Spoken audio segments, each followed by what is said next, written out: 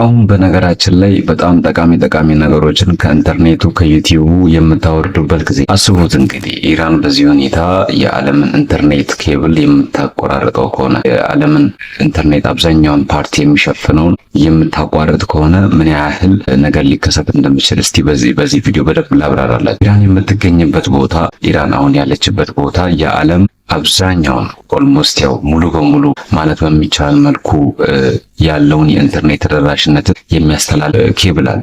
ያንን ኬብል በዛ በነሱ በኩል ነው የሚያልፈው ማለት ነው። እሷ ያለችበት ጂኦግራፊካሊ በጣም ወሳኝ ቦታ ነው ያለችው ማለት ነው። ሃይሊ የኢንተርኔት ከቨሬጅ የሚተላለፍበትን ነው። በነገራችን ላይ በዛ በኩል የሚያልፈው የኢንተርኔት ኬብል የሚያገናኘው አውሮፓን፣ ኤዥያን እንዲሁም ደግሞ አፍሪካ እነዚህን ሶስት ታላላቅ ኮንቲኔንቶች በጣም ብዙ ሚሊዮን ህዝብ ያለበት ሙሉ በሙሉ 100% የኢንተርኔት ከቨሬጃቸው የሚተላለፉ ሊንክ የተደረጉት በዚህ በኩል ነው ማለት ነው።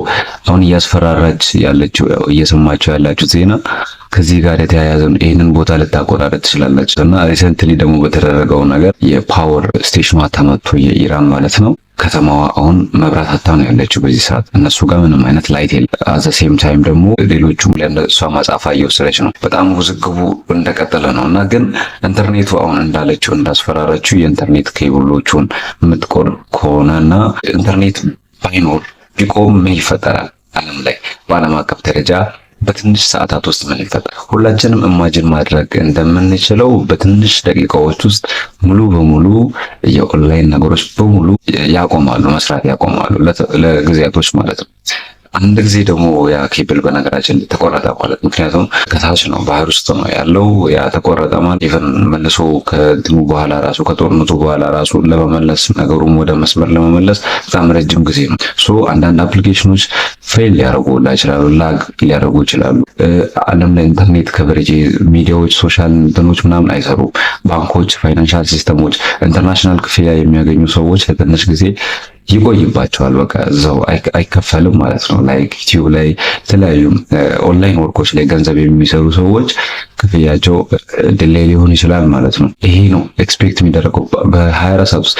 ከዛ በላይ ደግሞ ከምንም በላይ እንቅስቃሴዎች ይገታሉ። ምክንያቱም ኢንተርኔት የሚባለው ነገር በነገራችን ላይ በጣም ውስን ነገር አይደለም፣ በጣም ሰፊ የሆነ ቶፒክ ነው። ምክንያቱም ኤርላይንሶች ኢቨን ፕሌኖቻቸውን እንዴት ነው ኮሚኒኬት የሚያደርጉት? አንዱ ከአንዱ ጋር እንዴት ነው የሚግባባው? በኢንተርኔት ነው። ምክንያቱም ኢንተርኔት የሚባለው ነገር የሳተላይት ኮኔክሽን ከቨር ያደርጋል።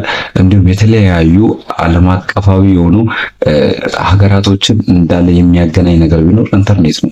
ስለዚህ ግሎባላይዜሽን በዚህ ነገር በጣም አፌክትድ ይሆናል። የኢንተርኔት መቋረጥ ሌላው ችግሩ ምንድነው? ለሚሊተሪ ታርጌቶችም ኢንተርኔትን ነው ይህ ዘመን የሚጠቀሙ ሰው ድሮ ላይ ለምሳሌ ድሮ ላይ በጣም አንሽንት ላይ በነበሩ ኢቨን በጦርነት ሰዎች ያለ ኢላማ ሊተኮስ ይችላል።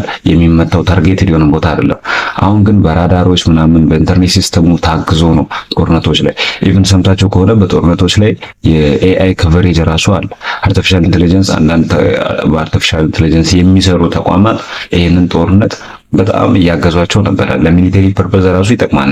ታርጌት አሁን ለምሳሌ እንትናቸውን አመታለን፣ ቀጣይ እንትናቸውን መታ ያን ቦታ የሚለዩት እንዴት? ለምሳሌ አሜሪካ ኢራን ውስጥ የገባ የአሜሪካ አካል የለም አይደል? በዚህ ሰዓት ግን ሩቅ ላይ ሆናም ቢሆን ተጠግታ ትመታለች፣ ድሮኖቿን ተለቃለች ምናምን። እንዴት ነው የምትለቀው? በሲስተም በራዳር ነው የሚታየው። ያ ሁላ ነገር ፌል ሊያደርግ ይችላል ማለት ነው። ኢንተርኔት ያንን ሁላ ነገር ነው ከቨር የሚያደርገው ማለት ነው። ዓለም በዚህ ሰዓት በጣም ስትረስፉል የሆነ የመጣበት ሞመንት ነው ያለው። ኢንተርኔት ቢቋረጥ እንግዲህ አብዛኛው ሰው ወደ ኮንፊውዥን ነው። ከባድ ቫይረስ ነው ኮንፊውዥን የሚባል ቫይረስ። ዓለምን በትንሽ ሰዓት ውስጥ በቃ ሁሉም ሰው መወዛገብ ይጀምራል። ሀገራቶች ይበል መወዛገብ ይጀምራሉ። የመንግስት ኮኦርዲኔሽንን ኢፌክት ያደርጋል። ምክንያቱም እነዚህ የመልእክት መላላኪያ መንገዶች አይኖሩም።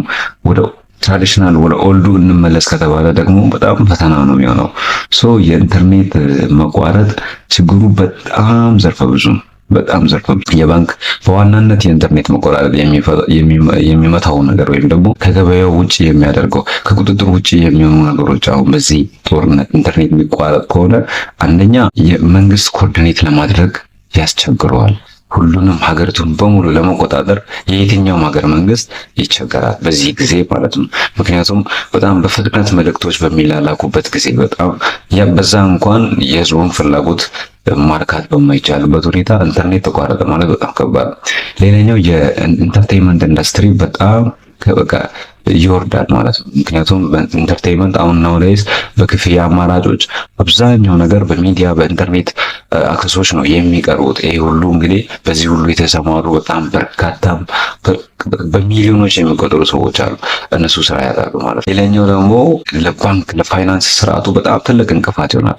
ባንኮች ኢቨን አሁን ላይ ካሽ ይቅር ወደ ማለቱ ላይ በደረሱበት ጊዜ ኢንተርኔትን ተማምነው ሰዎች ትራንዛክሽኑ ሁሉ ኦንላይን የሆነበት በሲስተም በሆነበት ጊዜ ኢንተርኔት ከቨሬጅ ቢቋረጥ ድንገት በጣም ትልቅ ፈተና ነው የሚሆነው።